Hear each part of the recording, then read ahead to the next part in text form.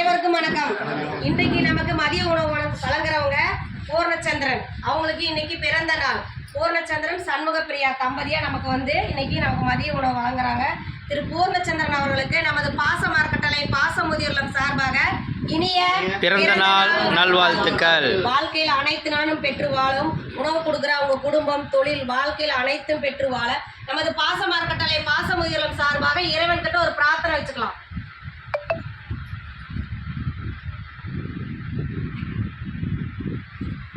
திரு பூர்ணச்சந்திரன் அவர்களுக்கு நமது பாச மரக்கட்டளை சார்பாக மீண்டும் ஒரு முறை இனிய பிறந்த நாள் நல்வாழ்த்துக்கள்.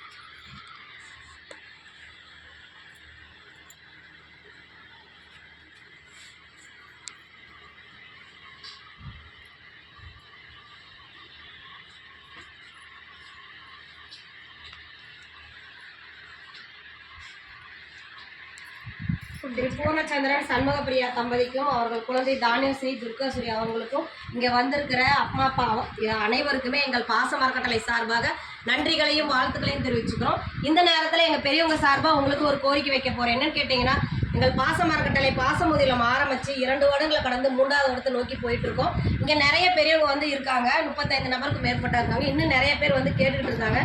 இங்கே இட வசதி பார்த்ததுனால கொஞ்சம் இடம் வாங்கி கட்டடத்தை கொஞ்சம் விரிவுபடுத்தி இன்னும் வர பெரியவங்களை பாசத்தோடு அரவணைக்க எங்கள் பாச இல்லம் தீர்மானம் பண்ணியிருக்கு.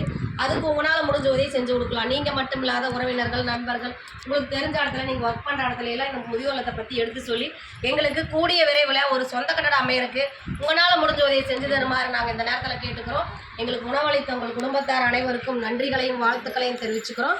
வாழ்க வளத்துடன்.